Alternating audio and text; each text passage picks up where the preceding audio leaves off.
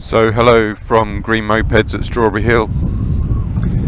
Today we are having a look at the Super Soco CUx, which is Super Soco's first moped. The other bikes in their range are obviously motorcycle looking bikes, namely the TS and TC and the forthcoming TC Max. Anyway, I think this review is going to be quite interesting if you actually start comparing it to its sort of nearest competition, which is NIU. So as you've seen, the NIUs do an M Plus and an N1s, and then the NGT. Now, the NGT is not something to compare this bike to, but the M Plus and the N1s are certainly something that you might want to compare it with. So if we start at the beginning, the CUx is moped category, so it's a 50cc equivalent. Out of the box it will do 28 miles an hour. It is 1300 watt, and perhaps that's the first thing to talk about. So compared to a new M Plus, the new M Plus is 1200 watt. So this is essentially 100 watt more, which, you know, on the face of it isn't that great a difference, but compared to the N1s it's 200 watt less, so again not too much a difference. So, you know, right bang in the middle of those two bikes. However, if you think that this bike has a 30 amp hour battery, and its maximum power output is 2.788 watts. If you actually compare that to the N1s, so the bigger of the moped category news, the N1s has 2.4 kilowatts. So this smaller engine, on the face of it, at 1300 watts, actually produces more power at the top end, and that is probably partly due to the fact that it's tied up to a 30 amp hour battery rather than a 29 amp hour battery of the N1s. So what that means is, and if you tie it to the actual weight of the bike, which is only 70 kilos compared to 95 kilos of the N1s, so 25 odd kilos less, but 11 kilos more than the M Plus, the end result is that it's you know, again, right in the middle, but produces more power. The other thing to think about is that you can de-restrict this bike, and I'll show you how to do that on the way. And when you de-restrict it, which is not really easily done on the news, because you need a 250 pound box, or the dealers do if they're prepared to do it. On this bike you can just de-restrict it with the same sequence that you can on the Super Soco TS and TC, and possibly even the TC Max when it comes out. So that is a 15-second little adjustment that you do using a maneuver on the handlebars, and if you do that you get up to 41, 42, which as I say isn't something that you can really easily do on the new. So if you think about that, then you should also maybe think about the price. So the price of this bike is 2099. The price of the N1s is 2395, so it is 250 odd pounds less than the N1s, and 160 pounds more than the M Plus. So again, it's sort of in the middle. As you can see here, it's got a dash with, in fact this one's still in kilometers, but it's got 3 speeds, so I can go through the 3 speeds here. Again, just like the news, I've got lights, horn, cruise control, indicators, etc, etc. There is also an option of a camera mounted in front of the bike, and that gives you the ability to live stream to Facebook, for example, something which the news don't have. But then you might argue, oh, but the news have the smart app. Well, Super Soco have added a smart app to their range, which gives you the same features essentially as the news. It gives you bike tracking, it gives you the ability to remotely check the bike over the air, which are the main 2 features of the new app. So Super Soco have actually caught up in that regard with new. Okay, so it's a very interesting sort of comparison to be making with the new bikes. If you weigh up the cost and the power and the performance and the app. Obviously the news have more of a reputation and obviously more sales. They've sold, 500 odd thousand of these new bikes, mostly in China. Vmoto, I don't think can claim anything like that.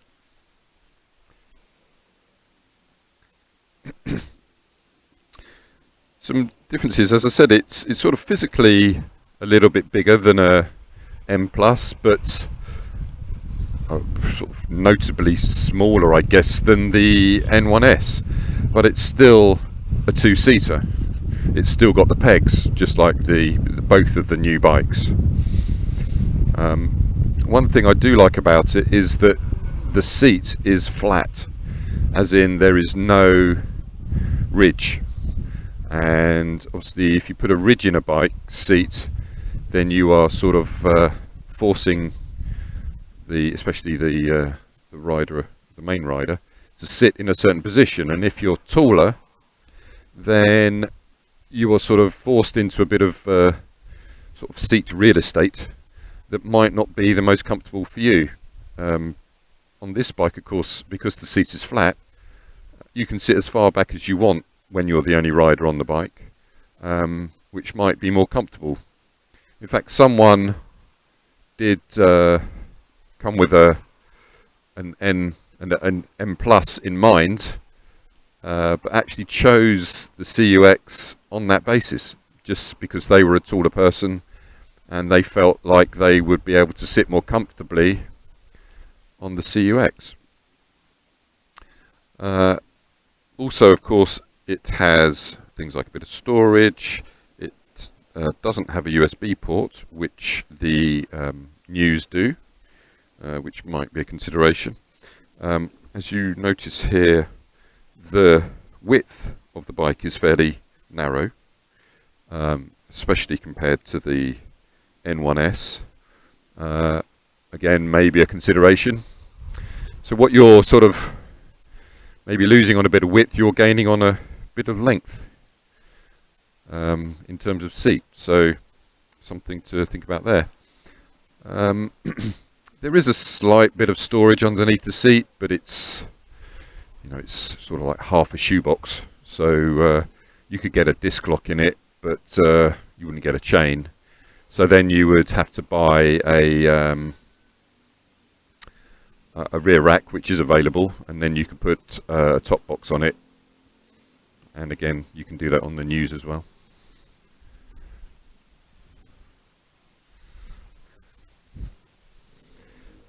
So in terms of colours, this one that I'm riding now, although you can't actually see it from where I am sitting, there are actually 4 colours available on this bike, and there's one that looks like this sort of champagne. There is a silver, which they call, I think, moonlight silver. There is a white, which has also an interesting name, and a red. And they're going to be bringing out a Ducati red, as they call it, which is a sort of bike with go faster stripes. No difference in spec other than how it looks.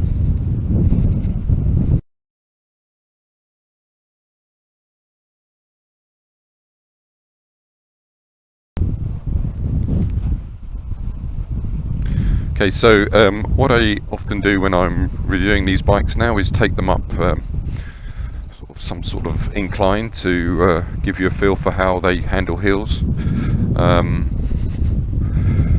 This one is relatively steep. I think it's about 15%, 1 in 7, something like that. So the speedo's obviously in kilometres. I haven't changed it as yet. We're in 3 and we're not de-restricted. I'm not sure if you can sort of particularly tell the gradient of this hill, but I'll have I'll look back down it when I get to the top. That's right. But as you can see, it is relatively steep, so it handled that okay. If we had de-restricted it, it would have been maybe a slightly different test. Okay, so that was that. Nice view of Richmond Hill there.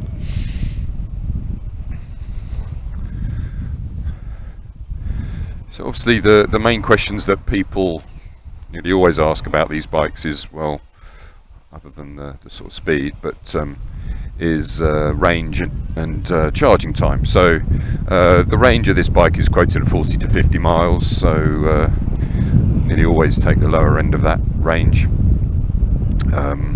Charging time, there's no particular vast difference between what these bikes do between them. So again, this is sort of like a normal 5-6 hour type charging. With these bikes in general, just as a sort of general tip, you should keep them topped up rather than, you know, let them go flat and recharge. That's just a general thing that you do with these sorts of batteries now. So, you know, there's no harm overcharging them every day if you're using the bike every day.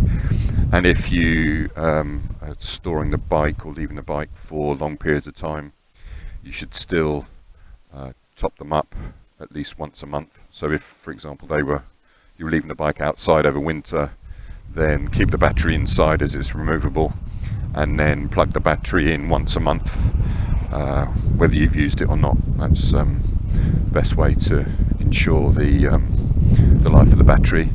It is a 3-year warranty on the battery, just like any other bike on the OLEV grant.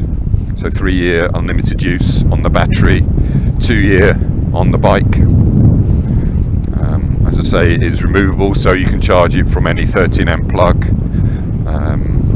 If you got the appropriate adapter, you could also plug it into a public charging network, as long as you plug the cable, which you'd have to buy for about £250. You could buy that cable with a female 13 amp on one end and the 5-pin T2 on the other, and then plug your charger from the bike into that cable, and the charging unit will work out that it's got to step down to 13 amp. You probably don't hear it, but also this bike does have regen, as it's just kicked in when I was braking there. So what I'm going to do in a minute, because I'm coming up to a with a dual carriageway. As I said, this bike out the box comes as a 28 mile an hour bike, so 45 kilometers, which is possibly what you've been seeing on the dashboard. And I'm just going to run through the de-restrict process, which, as I said, is essentially the same as on the TS and TC, and then we'll take it for a bit of a spin in de-restricted, just to see how that deals with the added power. So as I said, it goes up to 2.788 kilowatts once you've done that. So I will just find a place to pull over, and then we'll do that. Okay, so we've now pulled over and we're going to do the restriction on this Super Soco. So currently it's in L1E mode, as in the mode that it comes to us in. And we're just going to run the sequence, which is essentially the same, as I said, on the TC and TS. The first thing to do is to put the kickstand down. The reason you're doing that is because if you don't, you can turn the bike on and it will go straight into ready mode, which means when you muck about with the throttle, which is what we're going to do, it's going to shoot straight off essentially across the road. So that will enable that doesn't happen. Okay, so the sequence is like this. You grab and you hold the throttle and the brake closed. Okay, and then you simply turn the bike on. You'll see on the dashboard here, you'll get an error 95, which means essentially that it's noticed there's something wrong, which there is. You've got the throttle open and the brake on. The trick is actually then to let go of the throttle while holding the brake and then re-hold the throttle. Okay, so now I count to 10 with the throttle back again, fully open, and the brake fully closed, and count to 10 and then let go, and that is essentially it. So what we should now see is this bike will go up to essentially 60 odd kilometers, which will be about 40 miles. So we're on a road that can do that, so let's prove that worked. Okay, we'll put it straight into 3 and we'll get it. So as I said, you've probably noticed that there is no noise that this bike's making.